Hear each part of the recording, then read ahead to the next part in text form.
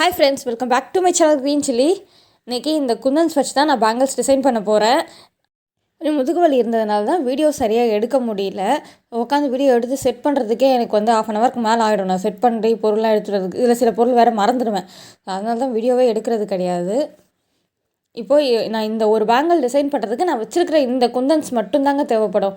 Design பார்த்திங்கன்னா ஹெவியாக தான் இருக்கும், ரொம்ப லேட் ஆகும். ஸோ இந்த ஒரு பேங்கிள் நான் ஏற்கனவே பண்ணிட்டேன் டிசைன்.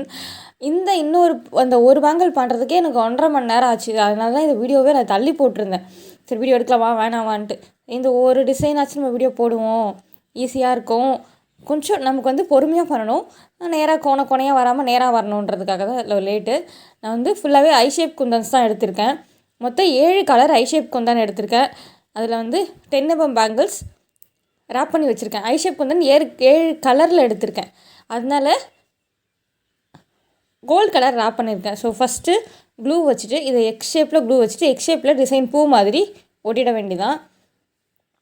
இதே மாதிரி தான் லைனாக நான் ஒட்ட போகிறேன். இதில் வந்து ஃபுல்லாக ஒட்டுறது மட்டும்தாங்க அதிகமாக வேலை.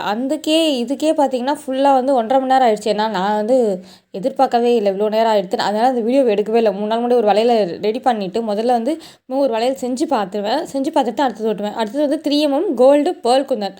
ஸோ அந்த கேப் இருக்கு இல்லையா, அந்த இடத்துல 3 mm பேர்ல் குந்தன் வச்சுருக்கேன். ஒயிட்டு தான் ஃபஸ்ட்டு வச்சு பார்த்தோம். வச்சுட்டு அதை பிரிச்சுட்டேன் நான் வளையலையே. அது ஒயிட்டு சூட் ஆகும் பார்த்தா அது கொஞ்சம் நல்லா இல்லை. அதனால் ஒயிட் எடுத்துகிட்டு ஃபுல்லாக கோல்டே வச்சுட்டேன் நான். அதே மாதிரி தான் இந்த 7 கலருமே லைனாக நான் வந்து இந்த எக் ஷேப்லேயே ஃபுல்லாக ஓட்ட போகிறேன். லைட் அண்ட் டார்க் டிசைன் பண்ணலாம். இந்த குந்தன்ஸ் வச்சு நீங்கள் என்ன வேணாலும் டிசைன் பண்ணலாம். பாருங்கள், 7 கலர் நான் லைனாக ஓட்டிட்டு நடுவில் white off pearl gold colour ஓட்டிட்டு இது ஃபுல்லாக நான் இந்த 7 கலர் தான் உங்களுக்கு திரும்ப வரும். இது ஃபுல்லாக டிசைன் பண்ணிட்டு பாருங்கள். ஃபுல்லாத்தையும் ஒட்டிட்டேன் நான்.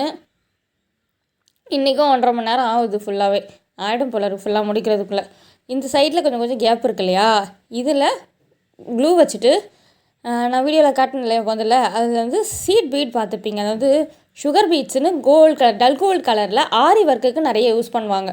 அந்த சுகர் பீட்ஸு தான் நான் வந்து இதில் இந்த குட்டியாக இந்த கொஞ்சம் இடம் இருக்கு இல்லையா, கொஞ்சமாக க்ளூ வைக்கிறோம் இல்லையா, அதை வந்து ஒட்ட போகிறேன். எப்படின்னா அந்த ஹோல் இருக்கும், நடுவில் ஹோல் இருக்கும். அந்த ஹோல் வந்து வெளியில் தெரியணும்.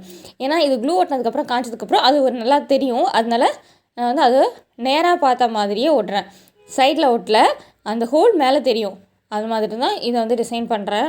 ஃபுல்லாக லைனாக இதை 2 பக்கமும் அதே மாதிரி ஓட்டினா அந்த கேப் வந்து ஃபுல்லாக ஃபில் ஆகிடும்.